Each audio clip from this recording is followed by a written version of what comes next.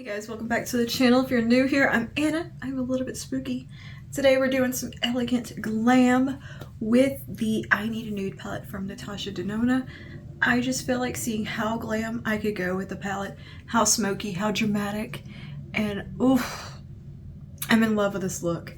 And yeah, that's what we're doing today. Just doing some really pretty glam. So if that interests you, just go ahead and keep on watching. Before you do, don't forget to like and subscribe. Comment down below, let me know if there's anything else, any other types of looks you'd like to see me do with the I Need a Nude palette, because I'm in love with it. It's such a beautiful, I think, staple palette. And yeah, it's a pleasure to work with. So yeah, if you want to see more looks with I Need a Nude, let me know down below, because I am more than happy to create them. And yeah, without further ado, let's go ahead and get into the makeup.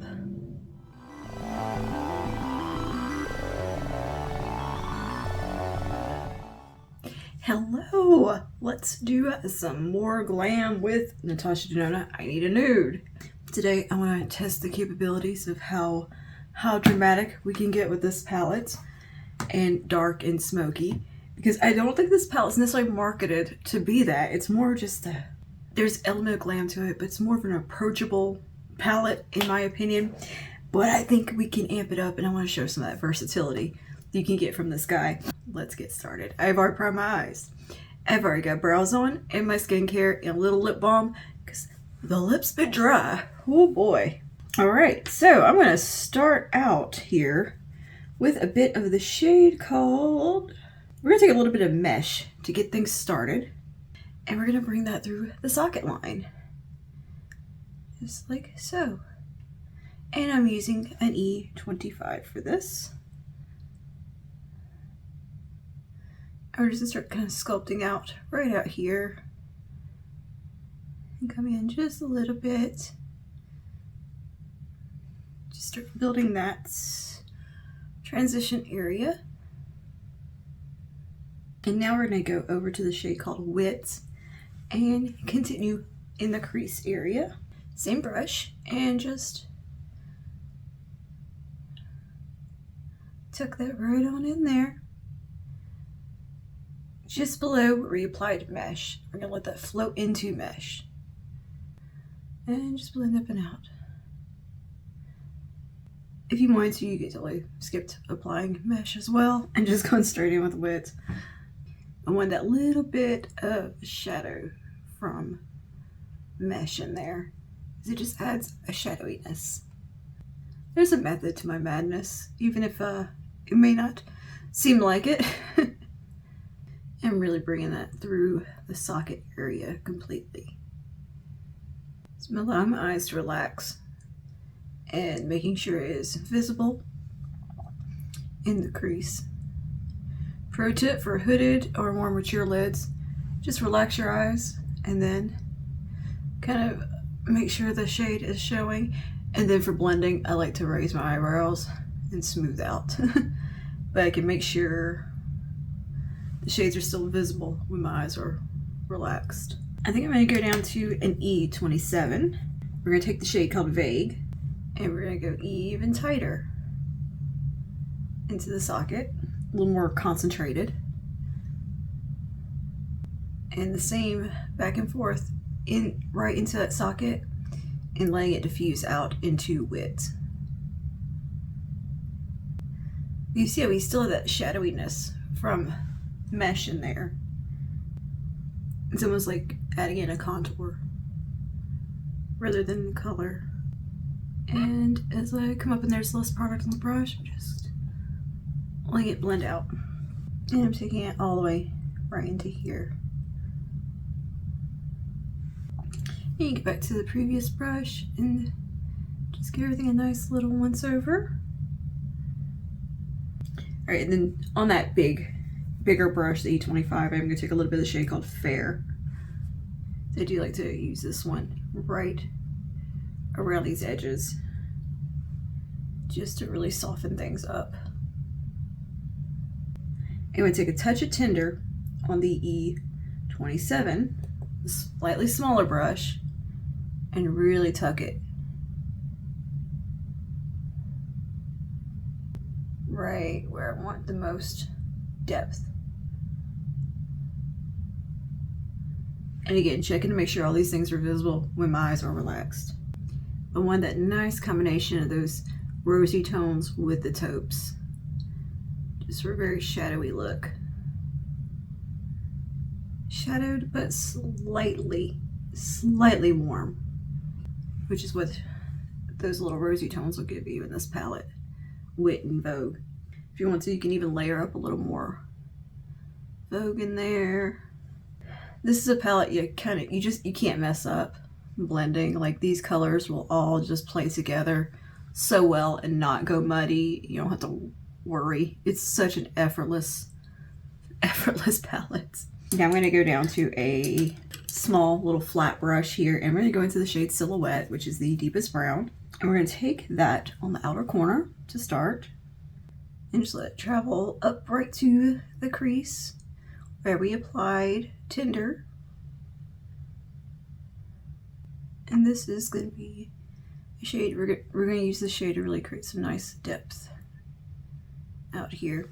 This is a cool brown that can almost function as a very soft blackening shade.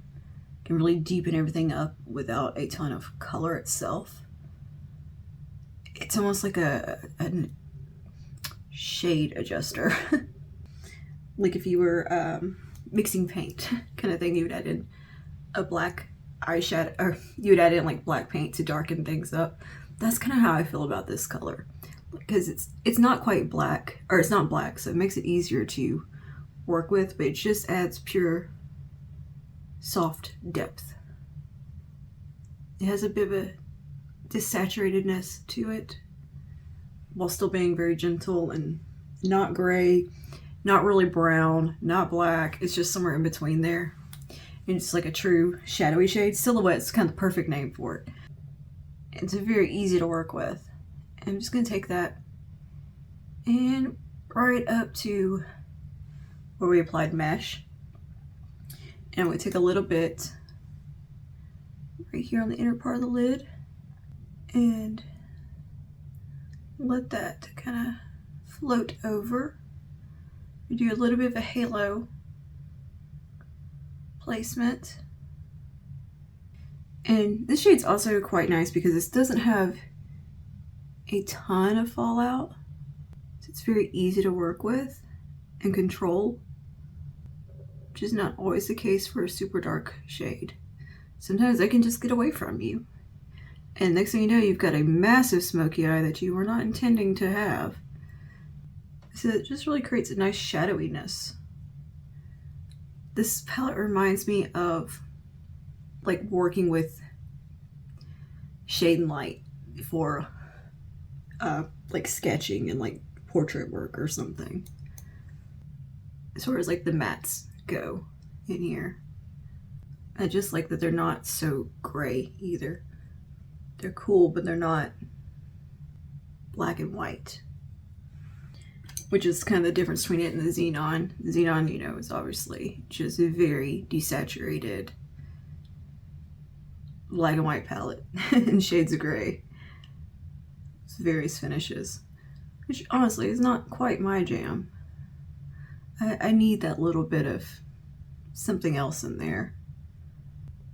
And I'm just blending now with the E27 and softening those edges up and letting it flow right into that crease and socket line, rather. I always say crease, I'm meeting my socket line, not my actual crease, because my crease is lower than my socket line. The actual crease I totally ignore and just go with the actual bone structure. And you can take a little bit more Tinder if you want to blend that out some, really diffuse, which I'm a fan of doing. I love just sitting here diffusing eyeshadows and just blending. It is just an absolute pleasure to me to do this. It is a true like joy. I always feel the same thing with painting as well, like when I work with like oil paint or sketching. My favorite part was when I got to the shading aspect of it. That was my absolute favorite part. I could just sit there and do that for hours, And when you're doing like a painting or a portrait or something, you really can just sit there for hours and keep working on something. Yeah, actually, I'm going to go with filigree. And I'm just going to layer a little bit of that kind of over and a little bit further in over where a silhouette is. And that's going to be our kind of blending in to the lid color. Still keeping that center pretty much blank. If anything travels over to the center, it's not a big deal. And now with a finger, I'm going to take the shade called Delilah. We're going to hit the center.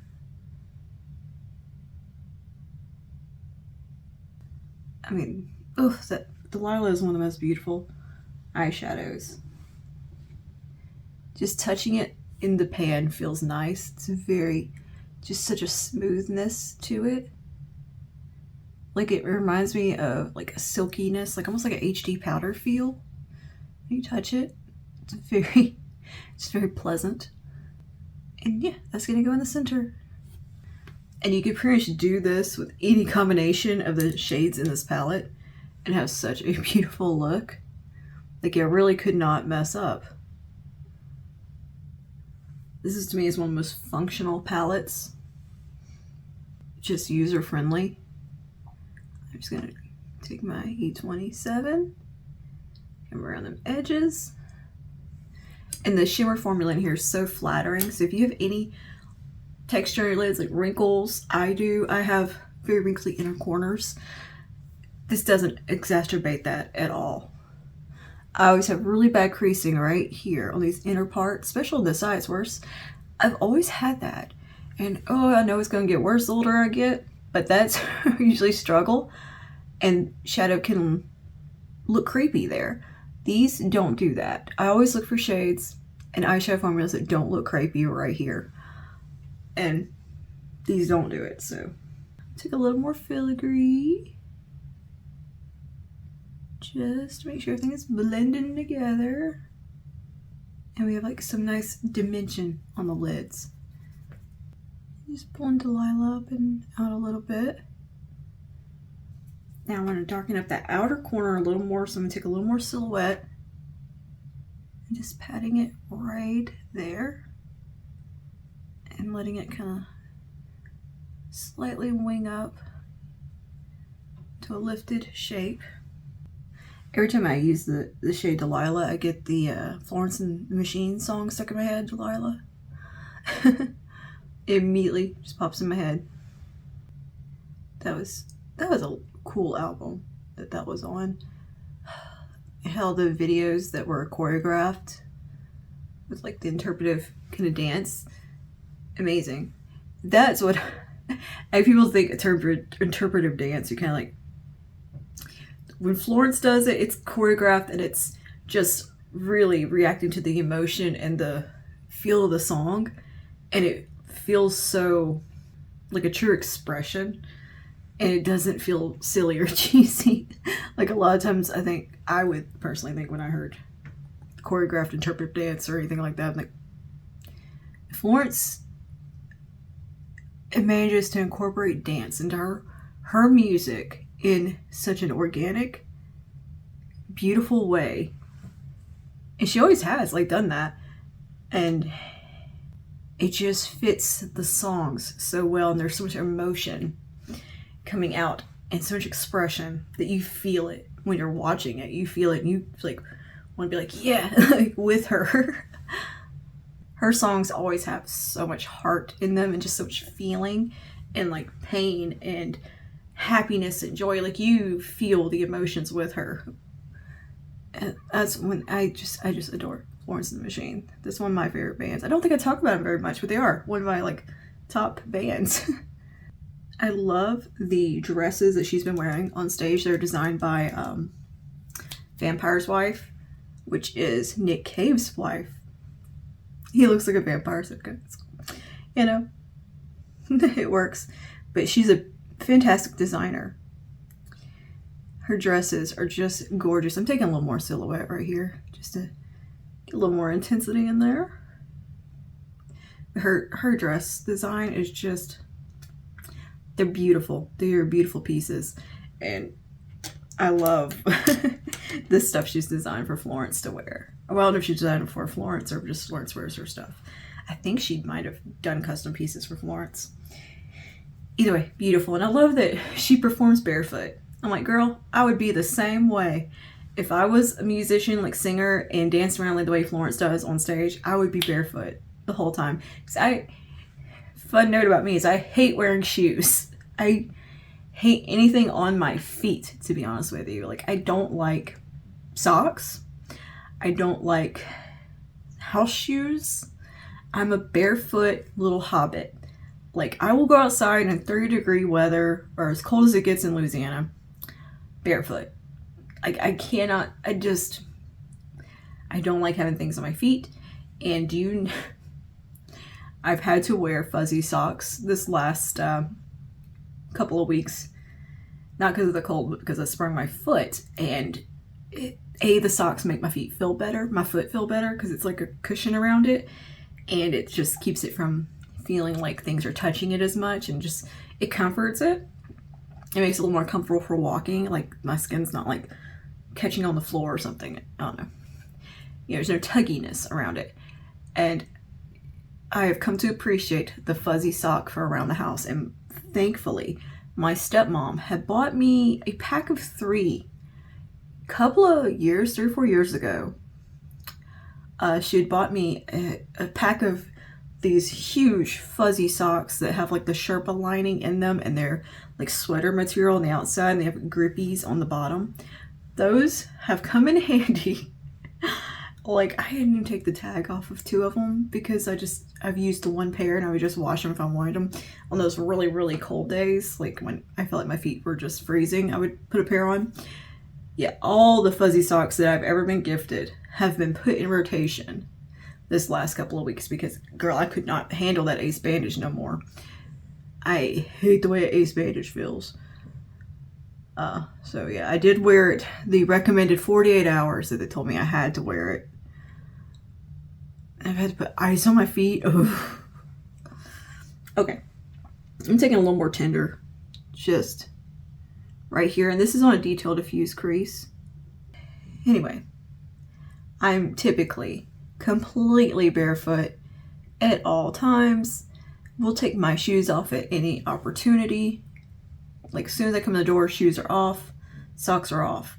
When I visit my family, shoes are off for sure. I might keep the socks on because I'm too lazy to put the socks back on. But yeah, I'm just not a shoe person or a sock person. And yeah, if I was a musician, I would be just like Florence up there, totally barefoot dancing around.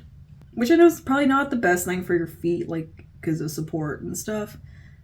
I'm like, our feet were made to not have shoes on, I don't think. I don't think humans were developed or evolved or whatever with shoes in mind. Our feet are there for a reason. I think we got ourselves dependent on support of shoes. Welcome to my TED Talk. Thanks for coming to my TED Talk about feet. But yeah, I think about that sometimes, like, but we were meant to probably be barefoot, I'm taking just a bit more of vague. That's how I justify going barefoot, which is very strange because I can't stand to take the shoes off at the gym, though. I see people that take their shoes off to do like their deadlifts and squats and all that.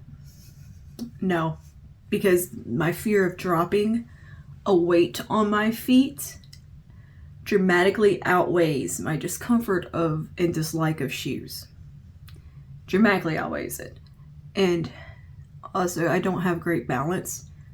And that's the one thing I do rely on my shoes for, is helping me balance well, because my feet are not formed fully, like my hands. My feet are exactly the same. So I'm missing, like, my heel is underdeveloped, and my feet look like duck feet. And so my balance suffers a little bit from that. And shoes really do help with that. Like, I'm very particular about the type of shoe I wear to the gym, but they have to have a very sturdy, wide sole that can really like hug into the ground. I'm actually looking to invest in some weightlifting shoes because I feel like that might be the way to go. Now I'm taking a little more Delilah on that. Same brush. I really like taking my whatever Star of the Show shimmer with a fluffy brush and just grazing it like that and letting it travel up. It just gives the eye a bigger look. Because I do have quite a bit of space from my brow to my eyelid. Like that's a lot of real estate here. I have a very large brow bone, but I have very small eyes. So I have a lot of area that I can just fill in and go crazy. So that's what I do. And it just gives my eyes in general a bigger appearance, because if I just stuck with like right in the crease and kept everything very, very tight, my eyes shrink. They look very small. Well, I mean, they're small to begin with, but it just, I'd rather them look a little bit bigger, a little bit more substantial on my face. Maybe take a little more filigree. Girl, I'm just having fun now. You know me. You know how I do. Okay, that's the upper lash line done. I don't see any fallout. I see a little bit right there where I blended out too far, but I'm just gonna grab a Q-tip and just give a little kind of dusting under here just to make sure there's nothing down here. And wow, hardly anything. Look at that. You know, if I had done my foundation first, I would have had shadow all over my cheek. Because that's just how it goes, you know? Yeah, I don't have hardly any rogue sparkles, just a few. And I don't really mind a few rogue sparkles on the face. That doesn't bother me. If it's like a crazy amount, yeah, I try to like wipe some away. But like it was just a few. Couple of little glares. I'm not gonna be that bothered by it. Okay, I think this looks so pretty. This looks sophisticated. And I think once we have the rest of the makeup on, it's gonna really look much more elevated. I know it looks a little messy at the moment. I'm gonna take a completely clean blending brush and just come around here and just make sure all that is pretty soft. And you can't really tell where the shadow stops. I'm gonna put a smidgen of brown eyeliner just right here at the lashes and bring that into the tight line at the top. I know doing this is unpleasant, especially if you're not used to it, but you do get used to it to where it doesn't really bother you. It looks worse than it feels until you get the hang of it. But when you first, like, a few times you do it, it is miserable. And if you don't want to do it, you can totally skip. It's just something I like to do because I don't like seeing the skin between my lashes. You know, but we could even take a little kiss of Mia just right on that center part. I'm just patting a tiny bit on my finger. That will really brighten that. Nice. Nice, nice, nice. These shades really do look wet. Right, okay, skin. I'm gonna, for foundation, I've already primed my face with the NYX Marshmallow Primer. And of course done my skincare. For foundation, I'm gonna go with the L'Oreal True Match Nude Hyaluronic Serum. I'm almost done with this bottle. I'm gonna have to buy some more because this one is actually like, no, I want to use up some more of my other foundations before I purchase more, but I can't stop wanting to reach for this one because it's just so nice. I need to get the pop that Emily Noel was talking about. And before I do that, I'm gonna put on some Flawless Filter, just on the high points. A little bit here. It's a nice glow. Kiss on the tip of the nose. All right, I'm gonna blend this out.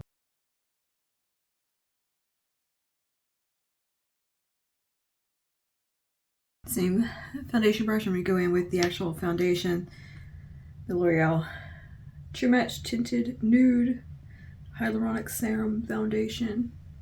But yeah, when I purchase a new bottle of that, I'm definitely gonna order the pump that Emily Noel was talking about from Amazon. I'm gonna do a little concealer cocktail of Huda Flawless Filter and No. 7 Lift Illuminate. So just gonna mix those on the back of my hand, mostly just to adjust the color. This one is way too light, and one is actually just a little yellow on me. But I think they would pair with each other very well. And I'm just gonna take that on a little brush and conceal and brighten where I need to conceal and brighten. Alright, and I'm gonna take a little bit of Fenty Cream Bronzer in the shade Amber, just for a light little sculpt moment. And we can set the under eyes with a little bit of translucent powder. This is from ABH. Right, face is set. Let's jump back over to the eyeballs. I'm gonna take a little bit of wit just in here. All right, and on the lower lash line, I'm gonna take that little flat brush, and we will start with some silhouette right here on the outer corner. Very kind of soft little smoky application of that. That looks nice. And now we take some Vague. Same brush, just wiped it off. And we'll just come under here really quickly. And we'll do just a touch more silhouette right here. Detail diffuse crease, a bit of wit. Just run that along and soften everything up. And we'll take some of filigree and a bit of Mia. Just on the center. Alright, on the large fluffy brush, I'm going to take some of Fair. This is a little last step here. This really smooths everything out. I'm going to put on some mascara and some little tiny half lashes, which is just going to be some lashes I cut up. And I'm going to touch my brows up a little, and we'll be back for blush and lips and finishing touches. Put some mascara and lashes on. For lashes, I use the So Wispy No. 11s. Freaking gorgeous. Look at these. That is like a perfect lash.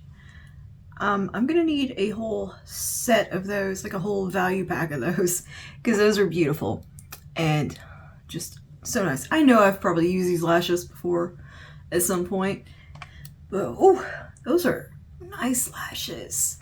I feel like they just went with the look because they're fluttery and soft. They're not like taking over the eye. And for mascara, I used Monsieur Big from Lancome, and touched up my brows with a bit of 24-hour brow setter from Benefit and NYX Thick It Stick It. Now let's do some blush.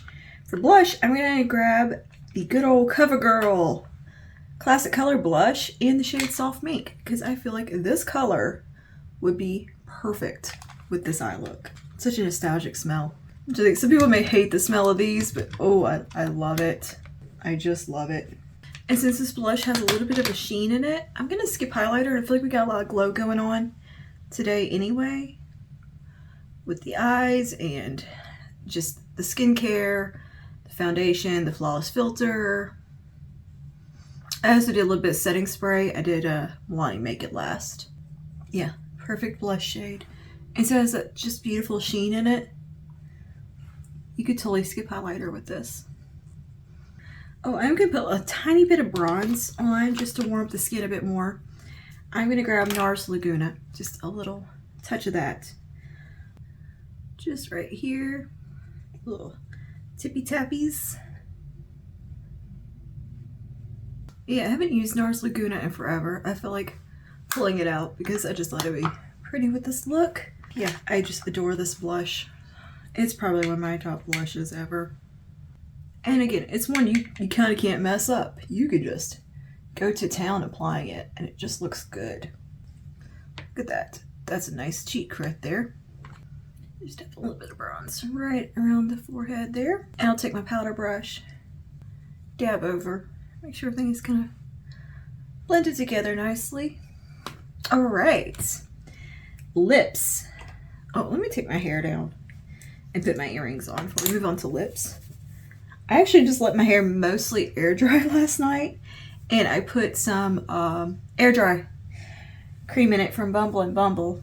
And so things are a little interesting on the hair front. I don't normally let my hair air dry.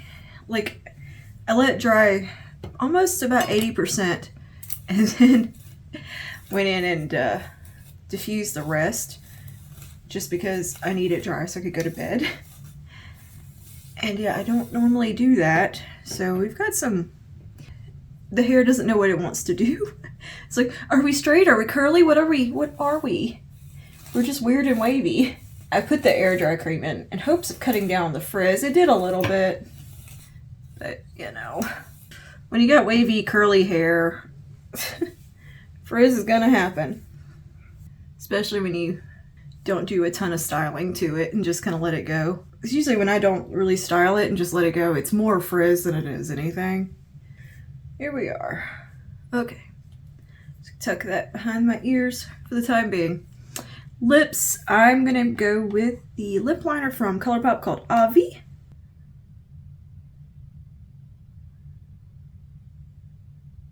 Avi is one of my favorite lip liners that I just never really mention, but it's a favorite. It really is. It's just a really nice, what is the MAC color this was reminding me of? Not Cork. Dervish? Is that it? Or Whirl? One of them. It reminds me of that. And for lipstick, I'm going to take this favorite from L'Oreal that I just kind of can't not use this. I freaking love this lipstick so much. It is Le Nude Nonchalant 133. It's just such a gorgeous color. I feel like it's just absolutely perfect for this look. Okay. And that, I think, is going to be our look complete. This eye look is gorgeous, if I do say so myself. What's going on here? Come on, hair, cooperate. Quit being weird. If I do say so myself, I think the eye look is gorgeous. It just looks wet, and I love that. And I got some nice creamy skin going today. Good skin day. Been a little hit or miss on the skin because I've been very dry, surface dryness lately, and struggling a little bit with that. But yeah, the skin's working today. I've been really on it with the skincare. And yeah, hair is another story, but it's fine. And these lashes, oh my gosh, beautiful. I'm definitely going to pick up, see if there's like one of those little sets like this of just that one type of lash. I pulled it from this little kit that is the So Wispy curated collection. I think I've had this before, and that's where I've probably used it. And I know I love Pompadour, that is also in here. So I think that's how I discovered Pompadour, was in these. But anyway, yeah, that is our look complete. Something a little bit more dramatic and glam with the I Need a Nude palette. I'm definitely gonna be doing some softer looks with the Pretty Grunge palette coming up, and we'll probably do some nice soft pretty looks leading up to some warmer weather, hopefully soon in the spring, with I Need a Nude. And I can't get enough of this palette, as simplistic as it is in a way. There's so much complexity to it that it's just an absolute pleasure to use. That's the only way I could describe it. And I just keep wanting to dip back into it because I just love the way these looks all come out. There's an elegance to this palette that it translates. Something about the way it just looks. It looks expensive.